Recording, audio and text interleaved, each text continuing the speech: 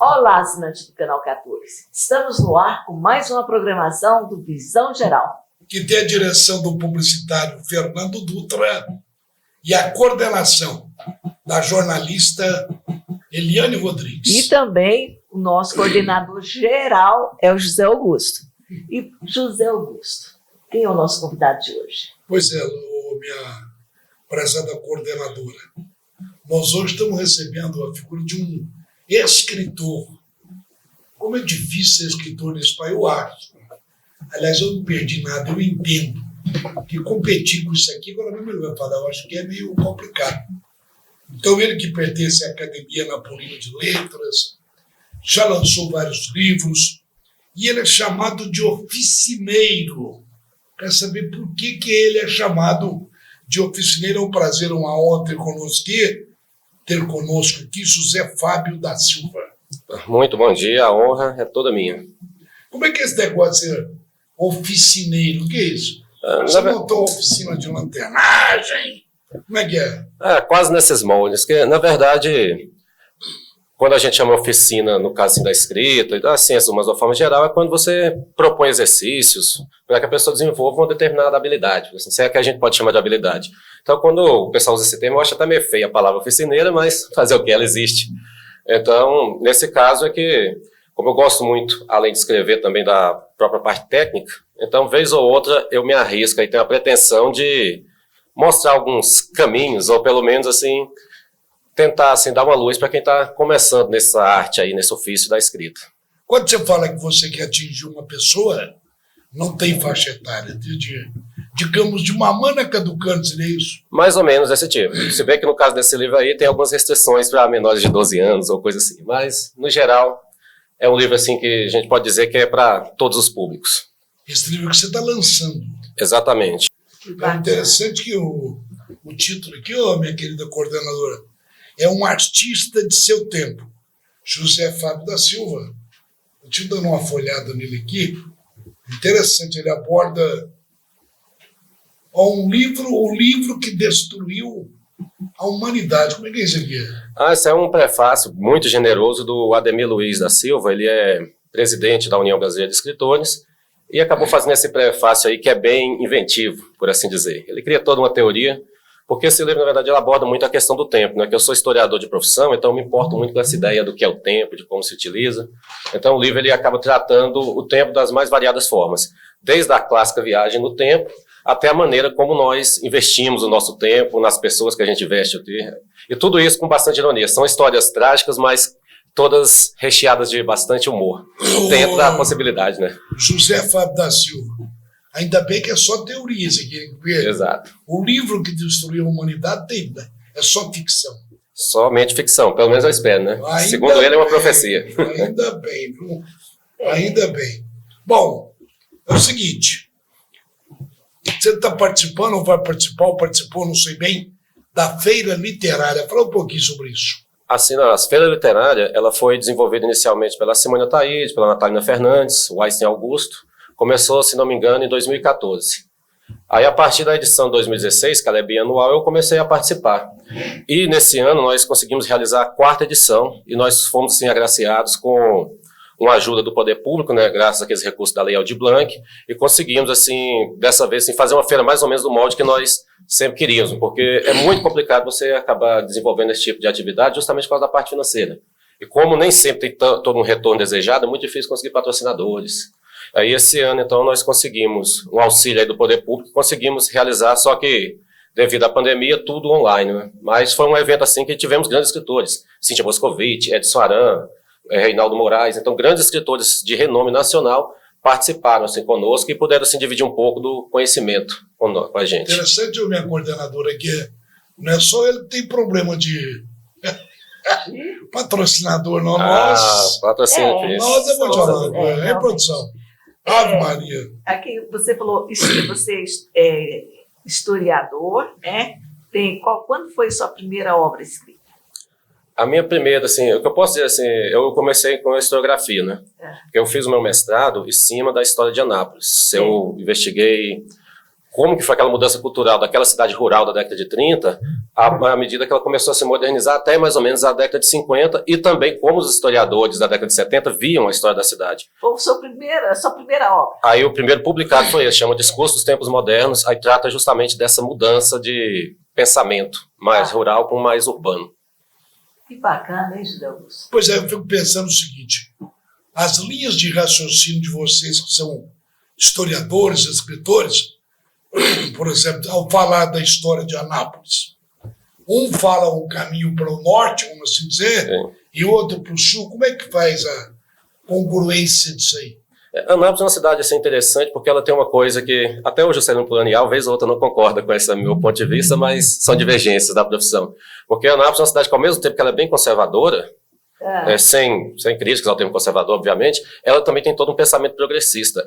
A história de Anápolis ela é fundada em cima desse pensamento do progresso.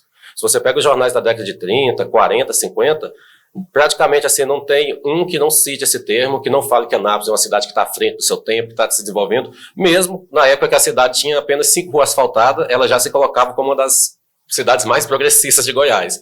Então tem essa ironia. Ao mesmo tempo que ela tem um perfil conservador em termos assim, de valores, ela tem toda essa ideia de progresso em termos econômicos. Então é bem interessante estudar essa ideia aqui, como que isso funciona aqui em Anápolis. É bom ver isso, né? Porque alguns às vezes tropeçam na história de Anápolis, né? Acabam aquilo que a gente na gíria popular fala, se enrola nos cabelos das pernas. Né?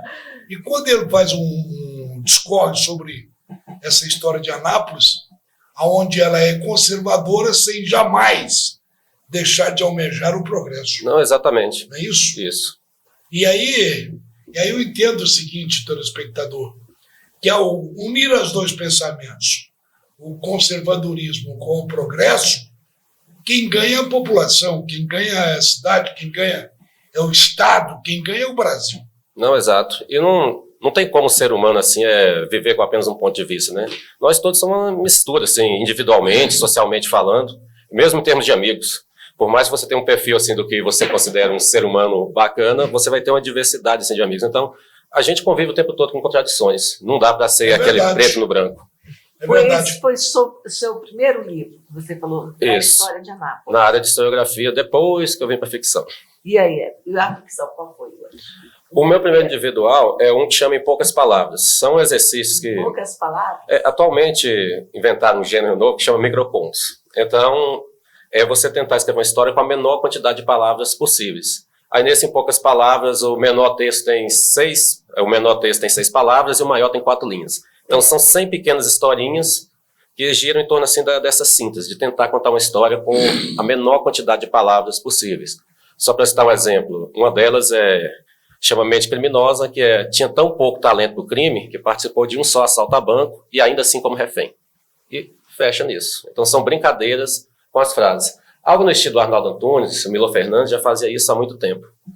Tá sendo que eu abri aqui aleatoriamente, você está lançando esse livro agora, né? Agora, nessa semana. Semana passada, quinta ou sexta-feira? Sexta-feira da semana passada. E eu abri aqui, dei de cara com um cidadão aqui chamado Teobaldo. Exato.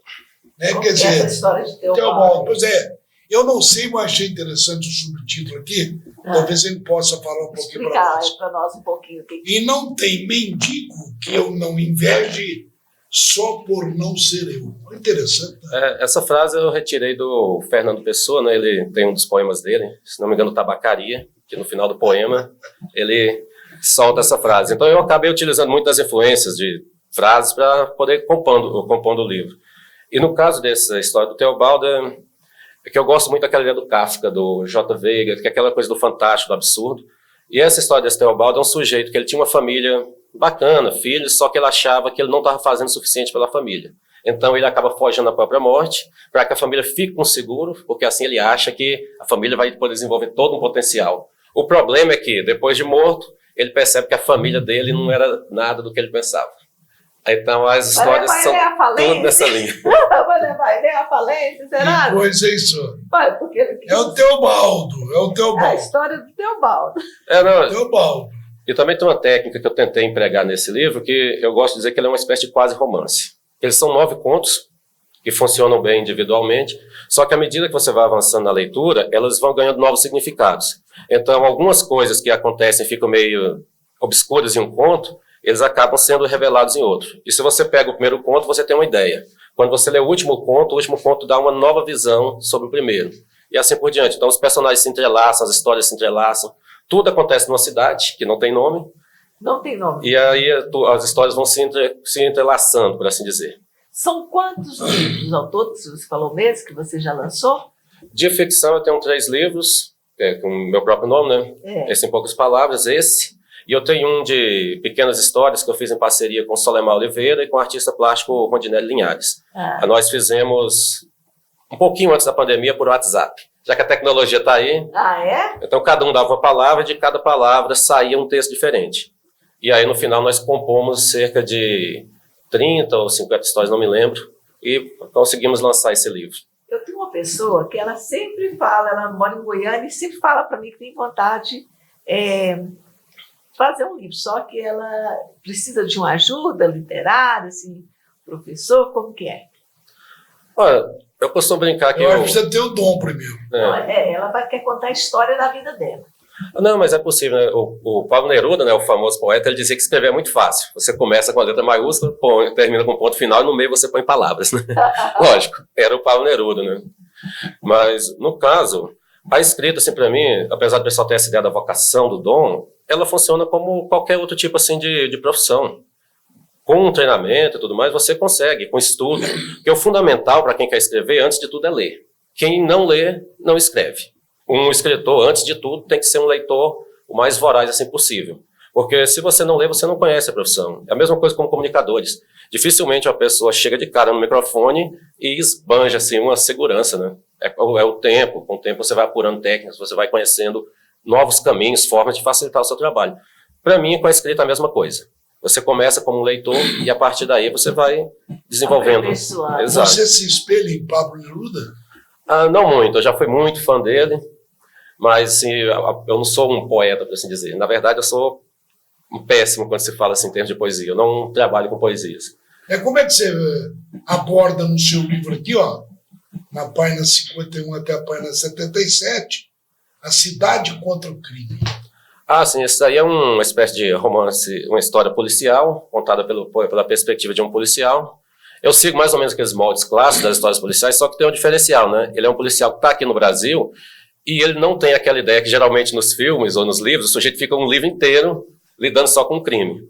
Nesse daqui ele tem que lidar com o crime, só que ao mesmo tempo que ele tem que resolver um caso lá de uma garota que foi assassinada, simultaneamente outros crimes vão acontecendo. Então ele é aquela difícil labuta do policial, né? O sujeito não consegue, às vezes as pessoas reclamam, a polícia demora para resolver isso e aquilo, mas esquece a quantidade de coisas, o trabalho estafante que é do policial. Então, basicamente, é o policial assim, tentando resolver as coisas, mas a sociedade sempre aquele peso em cima dele. E às vezes ele não consegue resolver justamente porque a demanda é sempre maior do que, digamos assim, o tempo do sujeito. E onde a gente pode encontrar esse livro? Ele vai ser, por hora a gente está falando... perguntar isso. Tá bom, tá ótimo. Ele vai ficar disponível aqui nas livrarias aqui de Anápolis, no site da editora Nega Lilu, né, que é a editora que está publicando esse livro, e a editora tem alguns pontos de vendas aqui em Goiás, né, Perinópolis, diversas cidades. Então, pela internet vai dar para conseguir pelo site da editora Nega Lilu, e nas livrarias aqui, pelo menos em Anápolis, na maior parte delas. Entendi. O José Augusto, mais alguma coisa? O que nós temos que desejar ao José Fábio da Silva? Sucesso.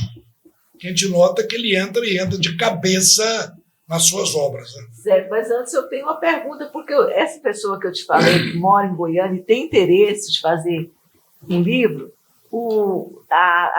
você como futuro presidente eu dando uma notícia de primeira mão. Primeira mão, hein? A gente está nessa empreitada. Você vai ser futuro presidente da Lula, né? Corre dos literária. A Rádio Peão falou isso. Foi. Então, é verdade? Não, nós temos aqui a academia, né? Agora a Academia de Letras está desenvolvendo diversos trabalhos, assim, tentando auxiliar muito aqui dentro dessa parte da escrita, e agora está terminando a gestão da nossa presidente Valéria Vale.